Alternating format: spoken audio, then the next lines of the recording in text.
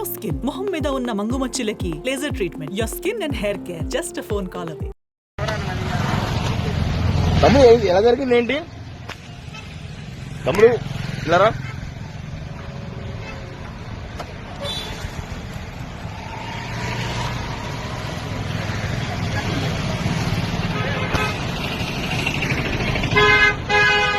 Narsipatnam town CI Govindarao మాట్లాడుతున్నాను. ఈ రోజు మాకు ఉదయం నేను పోలీస్ స్టేషన్ ఉండగా ఒక కంప్లైంట్ వచ్చింది. కంప్లైంట్ దాంట్లో గీతం రాజు గారు ఆయన హైర్ బస్సులు నడుపుతున్నారంటే ఒక 5 హైర్ బస్సులు మన ఏపీఎస్ఆర్టీసీకి పెట్టడం జరిగింది.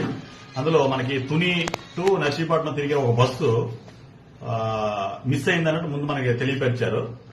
అదేమైందంటే మనకి అది తుని నుంచి నర్సీపట్నం వరకు అది హైర్ బస్సు తిరుగుతుంది, పల్లి వెలుగు బస్సు. ఆ బస్సు ఏపీ 31TH0765 నెంబర్ గల బస్సు. ఈ బస్సుని నిన్న డ్రైవర్ గారు నైట్ 10:45 గంటలకు తీసుకొచ్చి తుని స్టాండ్ లో మన ఆర్టీసీ కాంప్లెక్స్ లోనే పార్క్ చేయడం జరిగింది. పార్క్ చేసిన తర్వాత ఆ క్లీనర్ కి అప్పచెప్పాడు అనమాట క్లీన్ చేయమని. క్లీనింగ్ సుమారు 1 గంట వరకు ఆయన క్లీన్ చేసి బస్సుని ఆ తాళం దానికి అదే అక్కడ బస్సులోనే వదిలేసి ఆయన ఇంటికి వెళ్ళిపోవడం జరిగింది. మళ్ళీ నెక్స్ట్ ఈ రోజు ఎర్లీ మార్నింగ్ 4:30కి వేరే ఒక డ్రైవర్ వచ్చి చూసేసరికి అంటే నెక్స్ట్ 5 గంటల బస్సు స్టార్ట్ అవ్వాలి.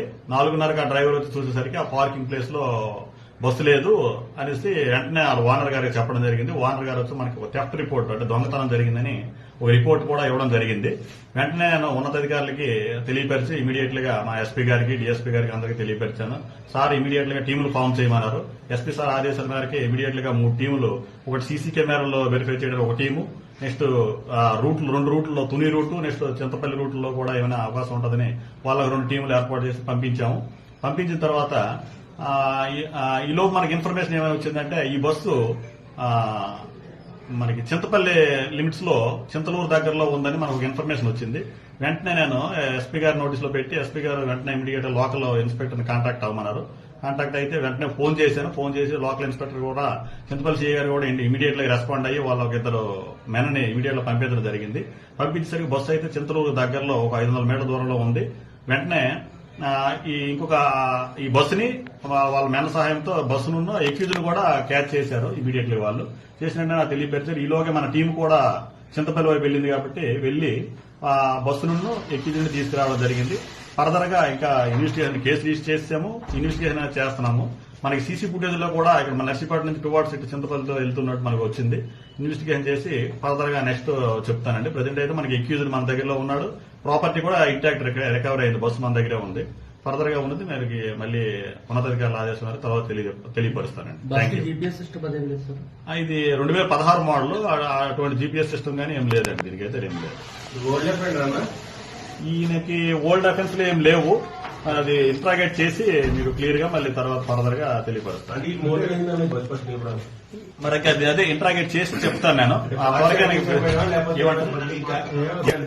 లేదు అదేం లేదు, అదే ఇంట్రాగేట్ చేసి నేను చెప్తాను. ఏంటన్నది ఏమో దర్యాప్తు చేస్తే మన క్లారిటీ రాదు. అది క్లియర్ గా మళ్ళీ నేను చెప్తానండి. Thank you. మనకు తెలిసింది ఏంటంటే ఈయనకి గతంలో హెవీ లైసెన్స్ డ్రైవింగ్ లారీలు నడిపే అలవాటు ఉంది. రెండోది మనకి ఆయన చెప్తుంది ఏంటంటే Vizag to Bengaluru Volvo bus కూడా డ్రైవింగ్ నేను చేశానండి గతంలో అని చెప్తున్నాడు అండి. అంటే ఈయనకి బస్సులు నడిపే అలవాటు అయితే ఖచ్చితంగా ఉంది. ఇంకా ఫర్దర్ గా మీకు మిగతా వివరాలు కూడా తెలియపరుస్తాను. సుమన్ టీవీలో మీ పర్సనల్ అండ్ బిజినెస్ ప్రమోషన్స్ కోసం కింది నెంబర్ కి కాంటాక్ట్ చేయండి.